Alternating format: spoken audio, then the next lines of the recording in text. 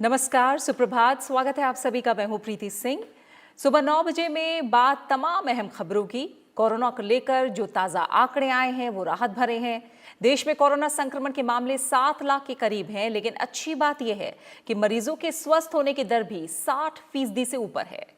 वहीं देश में कोरोना संक्रमण का पता लगाने के लिए जांच के काम में भी लगातार तेजी लाई जा रही है। साथ ही दिल्ली में महज 12 दिनों में तैयार 1000 बेड वाले सरदार वल्लभ भाई पटेल कोविड अस्पताल से जुड़ी हर खबर आपको बताएंगे कि कैसे ये अस्पताल कोरोना के खिलाफ लड़ाई में बड़ा सहायक साबित होगा। वहीं भारत की पहली social media app elements launch की गई। क्या है इसकी खासियत, इस पर भी डालेंगे निगाह। और सीबीएसई ने शिक्षकों और छात्रों को प्रशिक्षण देने के लिए सोशल नेटवर्किंग वेबसाइट फेसबुक के साथ भागीदारी की है। इससे जुड़ा अपडेट भी होगा शामिल।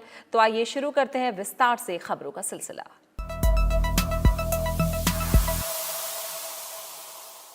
देश में कोरोना संक्रमण के मामले 7 लाख के करीब हैं, लेकिन अच्छी बात यह है कि मरीजों के स्वस्थ होने की दर भी 60% से ऊपर है। रविवार को जारी आंकड़ों के मुताबिक रिकवरी रेट बढ़कर 60.77% हो गया है और अब तक 4,09,082 मरीज ठीक हो चुके हैं। कोरोना रोगियों के ठीक होने और सक्रिय मामलों के बीच एक अंतर 1,64,000 से ज्यादा हो गया है। 21 राज्यों और केंद्र शासित प्रदेशों की रिकवरी रेट देश की औसत दर से ज्यादा है। इसमें उत्तर प्रदेश, दिल्ली और गुजरात भी शामिल हैं।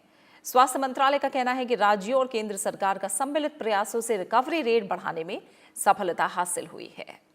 वहीं देश में कोरोना संक्रमण का पता लगाने के लिए जांच के काम में भी लगातार तेजी लाई जा रही है। केंद्रीय स्वास्थ्य मंत्रालय ने कहा है कि देश में अब कोविड संक्रमण की जांच करने वाली 1100 प्रयोगशालाएं काम कर रही हैं, जिनमें 786 सरकारी और 314 निजी हैं।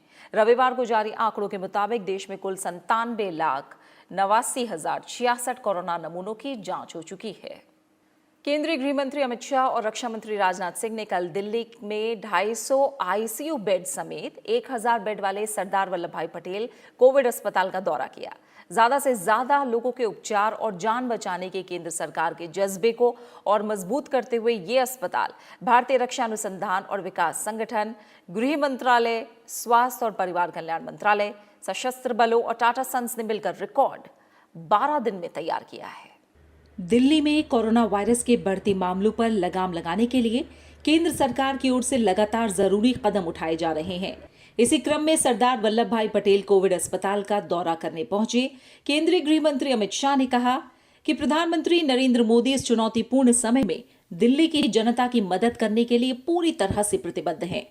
अमित शाह ने डीआरडीओ, टाटा और सशस्त्र बल चिकित्सा कर्मियों का मौजूदा कठिन समय में आगे बढ़कर इस आपातकाल से निपटने में सहयोग करने के लिए आभार जताया। इस मौके पर रक्षा मंत्री राजनाथ सिंह ने बताया कि डीआरडीओ, गृह मंत्रालय और कई संगठनों के सहयोग से कोरोना मरीजों के लिए 1000 बेड वाले अस्थायी अस्पताल की स्थापना केवल 12 दिनों में की गई है। यहाँ पर 250 आईसीयू बेड भी शामिल हैं। DRDO, ministry of home affairs, Tata sons, industries और कई ऑर्गेनाइजेशंस के सहयोग से ये कोरोना मरीजों के लिए एक टेम्पररी हॉस्पिटल बना है। सबसे बड़ी विशेषता ये है कि इसको 12 दिन के अंदर ही यह तैयार किया है और मुझे यह भी जानकारी दी गई कि लगभग 1000 बेडेड है।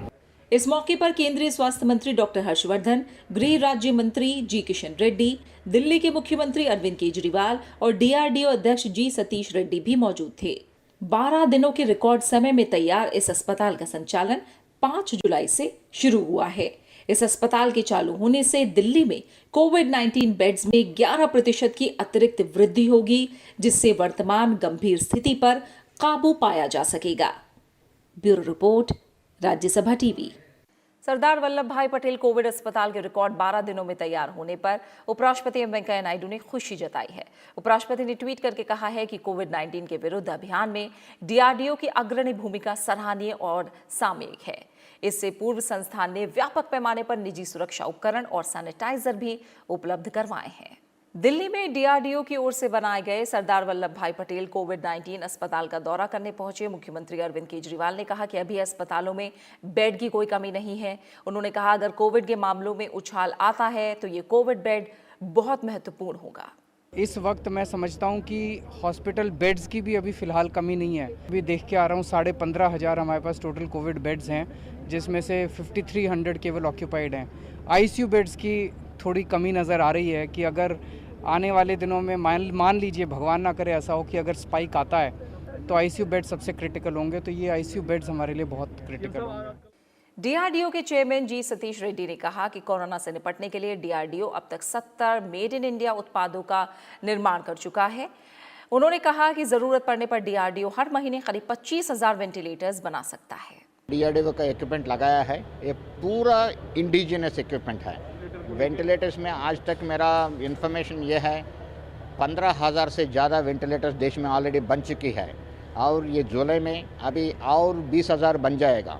मतलब 35,000 से 40,000 तक ये महीना में आ जाएगा। ये बहुत लार्ज नंबर है, इससे ज़्यादा हमको ज़रूरत नहीं। अगर चाहिए तो हर एक महीना 20-25 हज़ार वेंटिलेटर्स बनाने के लिए हमारा लोग तैयार है, और एक्सपोर्ट करने के भी तैयार है। दिल्ली के उपराज्यपाल अनिल बैजल ने राजधानी के छतरपुर में राधा स्वामी सत्संग ब्यास में 10,000 बिस्तर वाले सरदार वल्लभ पटेल कोविड देखभाल केंद्र का रविवार को उद्घाटन किया, जो दुनिया में इस तरह का सबसे बड़े केंद्रों में से एक है।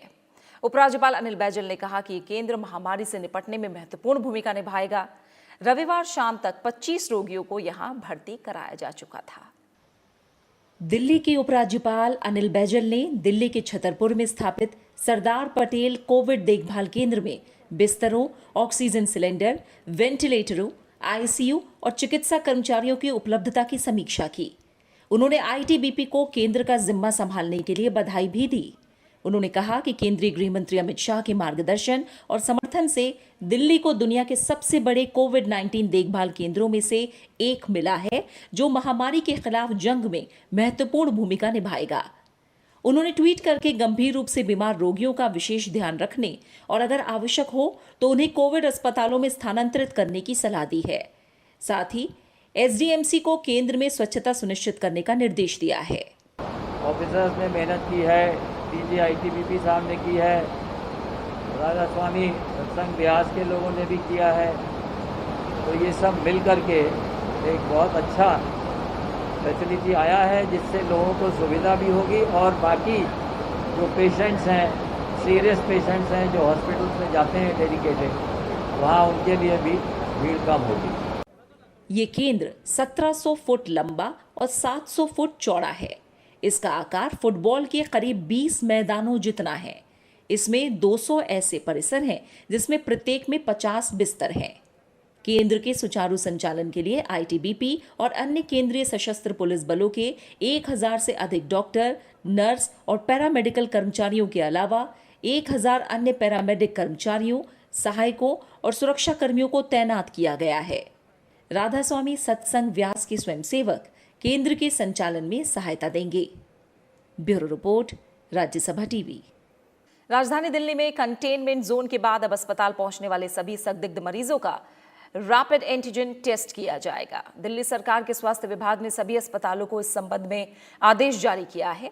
स्वास्थ्य विभाग ने 8 श्रेणी के मरीजों को इसमें शामिल किया है।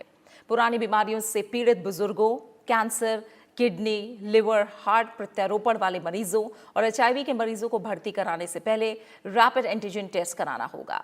इसके अलावा इन्फ्लुएंजा जैसे लक्षण वाले सभी मरीजों के साथ ही सांस की गंभीर परेशानी वाले मरीजों का भी रैपिड एंटीजन टेस्ट किया जाएगा। इस टेस्ट की रिपोर्ट मौके पर ही 15 से 30 मिनट में मिल जाती है, इसलिए जोखिम वाले मरीजों की जांच होने से अस्पतालों में संक्रमण का खतरा कम हो जाएगा। वहीं दिल्ली सरकार एक कोविड-19 वॉर रूम भी स्थापित करेगी, जो शहर में कोरोना वायरस से निपटने के लिए किए जा रहे प्रयासों पर 24 घंटे नजर रखेगा और वर्तमान स्थिति से प्रभावी ढंग से निपटने के उपाय सुझाएगा। इस बीच राजधानी दिल्ली में रविवार को कोरोना संक्रमण के 2244 नए मामले सामने आने के साथ ही कुल आंकड़ा 1 लाख के करीब पहुंच गया है। केरल में कोविड के बढ़ते मामलों को देखते हुए राजधानी तिरुवनंतपुरम में आज सुबह से सप्ताह भर के लिए ट्रिपल लॉकडाउन लगाया जा रहा है। इस दौरान केवल आपात सेवाओं को अनुमति होगी, सभी सरकारी कार्यालय बंद रहेंगे। इस बीच कोरोना संकट को लेकर केरल सरकार ने राज्य के लोगों के लिए कोविड-19 से बचाव के लिए जारी दिशा निर्देशों को 1 साल तक पालन करना जरूरी बनाया है। सुरक्षा नियम अगले 1 साल तक लागू रहेंगे। पब्लिक और सोशल डिस्टेंसिंग में मास्क या फेस कवर पहनना उन नियमों में से एक है जिनका पालन करना जरूरी होगा। इस बीच अरुणाचल प्रदेश के ईटानगर स्थित कैपिटल कॉम्प्लेक्स में कोरोना वायरस कोविड-19 के बढ़ते मामलों के मद्देनजर राज्य सरकार ने 1 हफ्ते के लॉकडाउन की घोषणा की है, जो कि 6 जुलाई से सुबह 5 बजे से 12 जुलाई शाम 5 बजे तक लागू रहेगी। कोरोना वायरस के बढ़ते मामलों के बीच असम के दीमा हसाओ जिले में आज से 2 हफ्ते का लॉकडाउन लागू किया जाएगा। हालांकि दवाई की दुकानें, पेट्रोल पंप और एलपीजी एजेंसियों को खोलने की अनुमति है। वहीं मणिपुर सरकार ने राज्य में होने वाली 12वीं की परीक्षा स्थगित कर दी है। सरकार ने लॉकडाउन को पहले ही 15 जुलाई तक बढ़ाने का ऐलान किया है। साथ ही तमिलनाडु सरकार ने चेन्नई में आज से लॉकडाउन हटाने का फैसला लिया है, जबकि मदुरई और उसके उपनगरीय क्षेत्रों में इसे और 7 दिनों के लिए बढ़ा दिया गया है। मदुरई में इस महीने की 12 तारीख तक पूर्णबंदी जारी रहेगी ताकि कोविड-19 का फैलाव रोका जा सके। चेन्नई में पूर्णबंदी खुलने के बाद राज्य के अन्य हिस्सों की तुलना में कुछ अतिरिक्त सावधानियां बरती जाएंगी।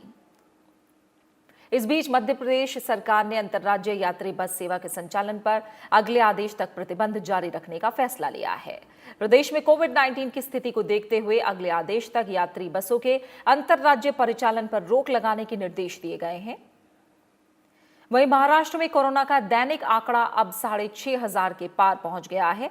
राज्य में कल कोरोना के 6,555 नए मामले सामने आने के साथ ही राज्य में संक्रमितों का आंकड़ा बढ़कर 2 लाख के पार पहुंच गया है।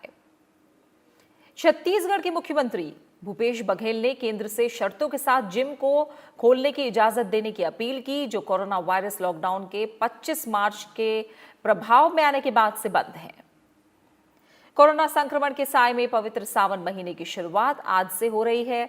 बाबा वैद्यनाथ की पूजा करने पर इस बार रोक है। साथ ही कांवड़ियों के देवघर आने पर भी रोक लगा दी गई है। देवघर और दुमका की सीमाएं सील कर दी गई हैं। उपराष्ट्रपति एम वेंकैया नायडू ने वीडियो कॉन्फ्रेंसिंग के जरिए कल भारत के पहली social media app elements launch की। इस मौके पर उपराष्ट्रपति ने कहा कि आत्मनिर्भर भारत बनाने के लिए आह्वान करने का उद्देश्य संरक्षणवाद या अलगाववाद को बढ़ावा देना नहीं, बल्कि विकास की एक व्यवहारिक रणनीति अपनाना है, जिससे देश अपनी निहित क्षमताओं को पहचान कर उनका लाभ उठा सके। मोबाइल ऐप एलिमेंट्स के डिजिटल लॉन्च के मौके पर उपराष्ट्रपति एम वेंकैया नायडू ने कहा कि आत्मनिर्भर भारत अभियान का उद्देश्य आधारभूत ढांचे, आधुनिक प्रौद्योगिकी के इस्तेमाल, मानव संसाधनों को समृद्ध बनाकर और मजबूत आपूर्ति श्रृंखला तैयार करके देश की आर्थिक क्षमताओं को नई ऊर्जा देना है। India is passing through a crucial moment in the history. We are faced with a number of internal, external challenges, but I am confident that we should remain resolute in our response to the challenges thrown at us. उपराष्ट्रपति ने कहा कि प्रधानमंत्री नरेंद्र मोदी द्वारा की गई आत्मनिर्भर Bharat app innovation challenge की घोषणा बेहद उपयुक्त है, क्योंकि ये भारतीय आईटी विशेषज्ञों को जीवन की गुणवत्ता बढ़ाने वाले विभिन्न ऐप तैयार करने के लिए प्रोत्साहित करेगी। New India needs vibrant young thinkers who are willing to experiment and explore. We should innovate, not just imitate. Innovation is the watchword for the 21st century. We have all the ingredients for success. We need to just connect the dots and create synergies of action. The Prime Minister has given a call, 3-line mantra: reform, perform and transform. Transformation of the nation and transformation for the betterment of the lives of the people. Not only India, across the globe. उपराष्ट्रपति ने बताया कि 1000 से ज्यादा IT विशेषज्ञों ने मिलकर ये ऐप तैयार की है।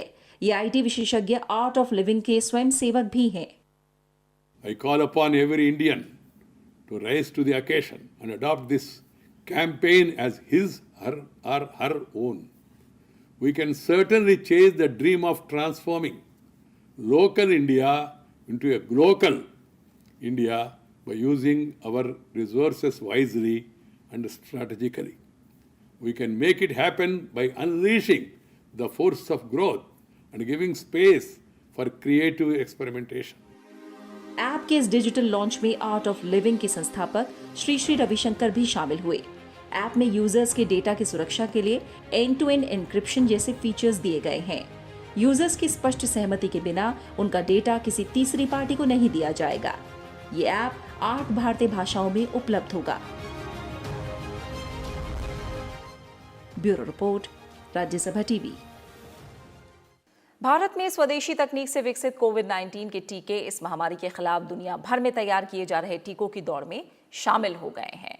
विज्ञान और प्रौद्योगिकी मंत्री डॉक्टर हर्षवर्धन ने कहा है कि भारत बायोटेक से निर्मित कोवैक्सीन टीके और जॉर्ज कैडिला के जाइकोव डी टीके से काफी उम्मीद की जा रही है। भारतीय औषध महानियंत्रक ने इन टीकों के लोगों पर परीक्षण की मंजूरी दे दी है। पिछले कुछ वर्षों के दौरान भारत दुनिया में टीके बनाने का एक बड़ा केंद्र बनकर उभरा है। यूनिसेफ की ओर से विभिन्न देशों को भेजे जाने वाले टीकों में से 60% भारत में निर्मित हुए हैं। खबरों का सिलसिला लगातार जारी है। हम लौट रहे हैं एक छोटे से ब्रेक के बाद।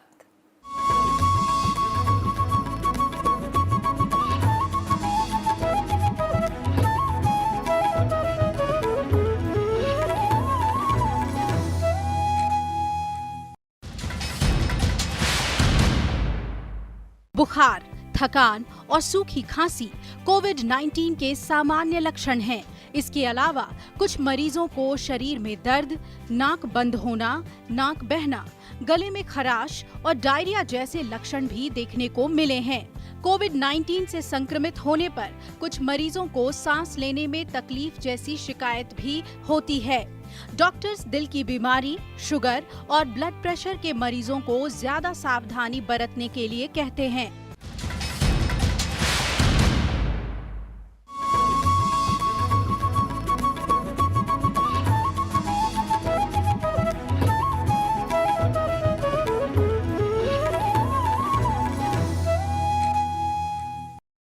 ब्रेक के बाद आपका स्वागत है। आइए खबरों के सिलसिले को आगे बढ़ाते हैं।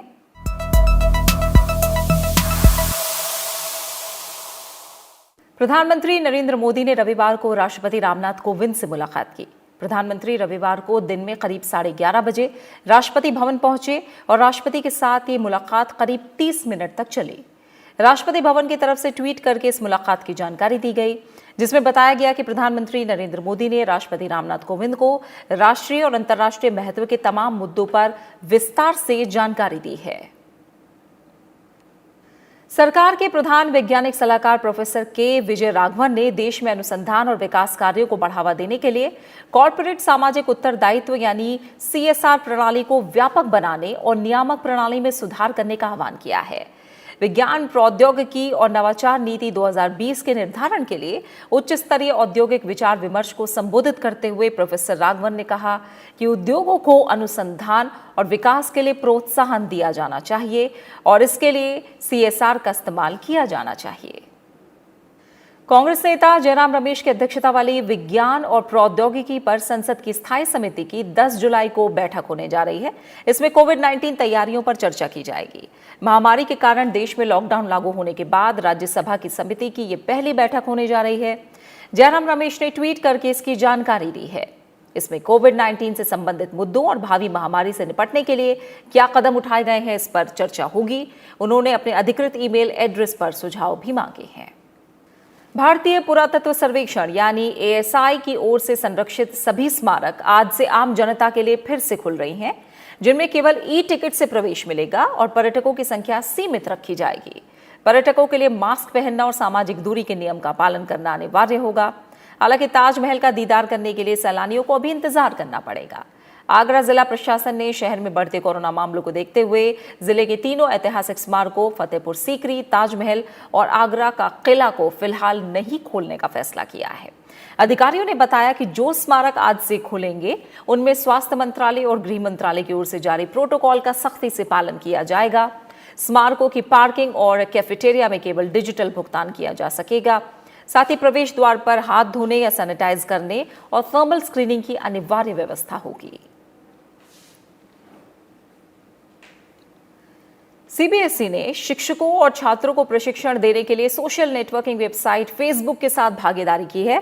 CBSE से संबद्ध स्कूलों और शिक्षकों को पहले चरण में इस वर्ष अगस्त से नवंबर तक ऑनलाइन प्रशिक्षण दिया जाएगा। ये प्रशिक्षण निःशुल्क होगा। प्रशिक्षण कार्यक्रम में छात्रों और शिक्षकों को डिजिटल सुरक्षा और ऑनलाइन रहने के संबंध में जानकारी दी जाएगी। इस कार्यक्रम में 10,000 शिक्षक और 10,000 छात्र शामिल हैं। प्रशिक्षण कार्यक्रम के लिए पंजीकरण आज से शुरू हो रहा है, जो 20 तारीख तक होगा।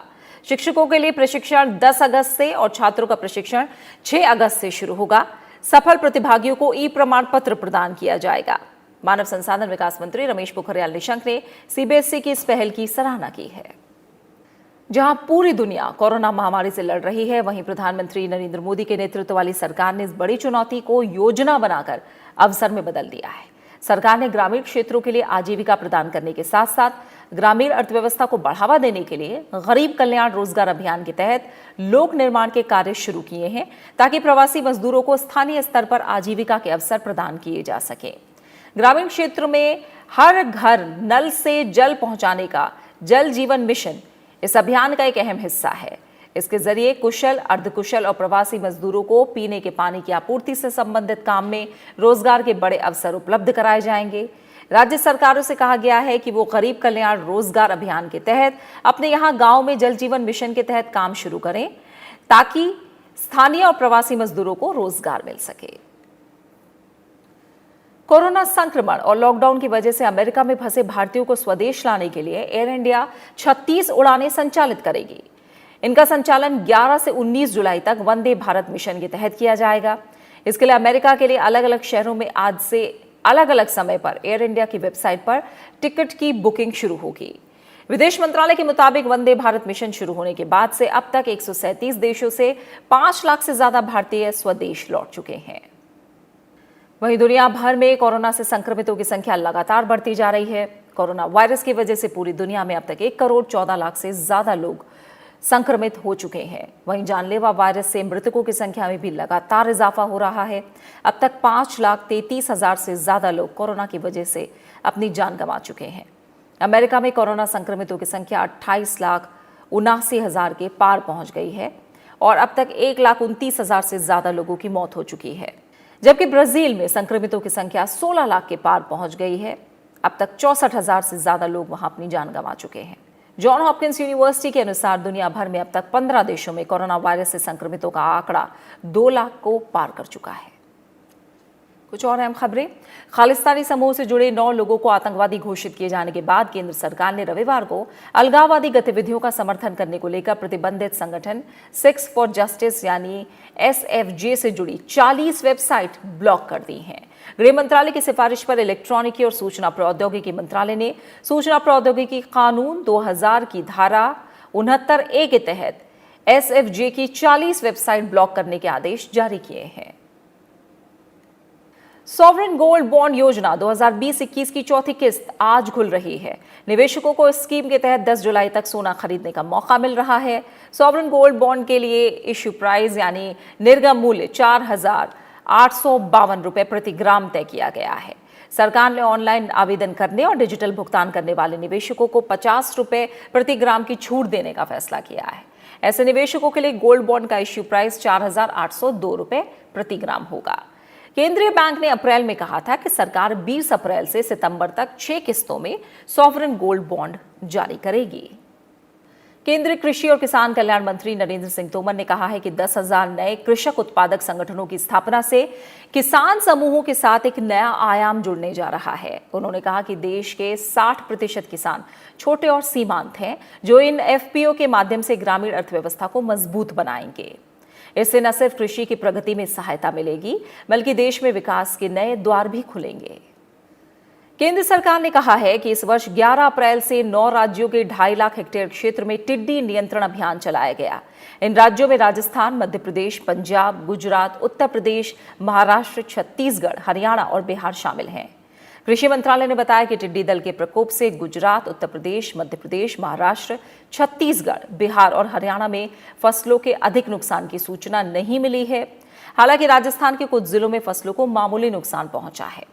मंत्रालय ने कहा है कि राजस्थान की जैसलमेर, बाड़मेर, बीकानेर, जोधपुर, नागौर, दौसा और भरतपुर और उत्तर प्रदेश के झांसी और महोबा जिले में टिड्डी दल सक्रिय हैं। पवित्र अमरनाथ यात्रा पर जाने वाले लोगों के लिए कोविड-19 की जांच कराना अनिवार्य होगा। सुप्रीम कोर्ट द्वारा अमरनाथ यात्रा के लिए गठित उप समिति की कल जम्मू में बैठक में यात्रा की तैयारियों की समीक्षा की गई। जम्मू कश्मीर के मुख्य सचिव के मुताबिक आपदा प्रबंधन अधिनियम के तहत गठित राज्य की कार्यकारी समिति ने कोविड महामारी को देखते हुए कुछ दिशा निर्देश जारी किए हैं। इसके तहत अमरनाथ यात्रा पर जाने वाले सभी लोगों को जम्मू कश्मीर में प्रवेश करते ही RT-PCR जांच करानी होगी। जब तक परीक्षण के नतीजे नहीं आ जाते, लोगों को क्वारंटीन में रहना होगा। इस बीच केंद्र शासित प्रदेश जम्मू कश्मीर में इस साल की अमरनाथ की छड़ी मुबारक संबंधी पूजा अर्चना कल पहलगाम में की गई। जम्मू कश्मीर के उपराज्यपाल गिरीश चंद्र मुर्मू ने भी पवित्र गुफा के दर्शन किए और भगवान शिव को श्रद्धा सुमन अर्पित किए। महंत दीपेंद्र गिरी ने कुछ साधुओं के साथ मंदिर में पूजा अर्चना की। और खबरें मौसम से जुड़ी हुई। असम में बाढ़ की स्थिति में सुधार हो रहा है। नदियों का जलस्तर कम हो रहा है और बीते 24 घंटे में बाढ़ से जुड़ी घटना में किसी की मौत की खबर नहीं है। हालांकि अभी भी 17 जिलों में करीब 7 लाख लोग बाढ़ से पीड़ित हैं। बारपेटा की हालत सबसे ज्यादा खराब है, जहां करीब 4 लाख लोग बाढ़ से प्रभावित हुए हैं। 5 जिलों में 62 राहत शिविर और वितरण केंद्र स्थापित किए गए हैं, जहां इस समय 4,852 लोग शरण लिए हुए हैं। और अब बात खास शख्सियत की। जनसंघ के संस्थापक डॉक्टर श्यामा प्रसाद मुखर्जी की आज जयंती है। इस मौके पर उपराष्ट्रपति एम वेंकैया नायडू ने राष्ट्रवादी विचारक, संविधान सभा के सदस्य डॉक्टर श्यामा प्रसाद मुखर्जी को श्रद्धा सुमन अर्पित करते हुए कहा है कि डॉक्टर मुखर्जी देश की एकता के लिए समर्पित रहे। उन्होंने देश में 2 विधान 2 निशान 2 प्रधान जैसे प्रावधानों का सैद्धांतिक विरोध किया। संसद द्वारा धारा 370 को निरस्त किया जाना उनको राष्ट्र की सच्ची श्रद्धांजलि है। वहीं प्रधानमंत्री नरेंद्र मोदी ने भी श्यामा प्रसाद मुखर्जी को उनकी जयंती पर नमन करते हुए कहा है कि उन्होंने भारत के विकास के लिए अनुकरणीय योगदान दिया। उन्होंने भारत की एकता को आगे बढ़ाने के लिए साहसी प्रयास किए। उनके विचार और आदर्श देश भर में लाखों लोगों को ताकत देते हैं। डॉक्टर श्यामा प्रसाद मुखर्जी एक बड़े राजनेता होने के साथ ही कुशल सोच के मालिक भी थे। उन्होंने अपना सारा जीवन राष्ट्र के लिए समर्पित कर दिया। इस मौके पर देश के कई हिस्सों में अलग अलग कार्यक्रमों का आयोजन हो रहा है। श्यामा प्रसाद मुखर्जी का जन्म 6 जुलाई 1901 में कोलकाता के एक प्रतिष्ठित परिवार में हुआ। कलकत्ता विश्वविद्यालय से स्नातक होने के बाद वो 1923 में सीनेट के सदस्य बने। उन्होंने 1937 में बैरिस्टर की परीक्षा पास की। कांग्रेस प्रत्याशी और कलकत्ता विश्वविद्यालय के प्रतिनिधि के रूप में उन्हें बंगाल विधान परिषद का सदस्य चुना गया, लेकिन कांग्रेस ने विधायिका का बहिष्कार किया और इसके खिलाफ उन्होंने इस्तीफा दे दिया। बाद में डॉक्टर मुखर्जी स्वतंत्र प्रत्याशी के रूप में चुनाव लड़े और निर्वाचित हुए। 1947 में पूर्व प्रधानमंत्री पंडित जवाहरलाल नेहरू ने उन्हें अंतरिम सरकार में उद्योग और आपूर्ति मंत्री का जिम्मा सौंपा, लेकिन पाकिस्तान के तत्कालीन प्रधानमंत्री लियाकत अली के भारत के समझौते के चलते श्यामा प्रसाद मुखर्जी 1950 में मंत्रिमंडल से अलग हो गए। राष्ट्रीय स्वयंसेवक संघ की सरसंघचालक गोलवलकर के कहने पर श्यामा प्रसाद मुखर्जी ने 21 अक्टूबर 1951 को राष्ट्रीय जनसंघ की स्थापना की। 1952 में जनसंघ के 3 सांसद चुनकर आए। इसके बाद 32 लोकसभा और 10 राज्यसभा सांसदों की मदद से उन्होंने नेशनल डेमोक्रेटिक पार्टी का गठन किया। जनसंघ के संस्थापक श्यामा प्रसाद मुखर्जी को भारतीय जनता पार्टी अपना आदर्श मानती है। श्यामा प्रसाद मुखर्जी भारत की अखंडता और कश्मीर के भारत में विलय के समर्थक रहे। देश के इस वीर सपूत ने 1953 में दुनिया को हमेशा के लिए अलविदा कह दिया। Bureau report, Rajya Sabha TV. और इसी के साथ फिलहाल सुबह 9 बजे की खबरों में मेरे साथ इतना ही। इजाजत दीजिए और अपना अच्छे से ख्याल रखिए। नमस्कार।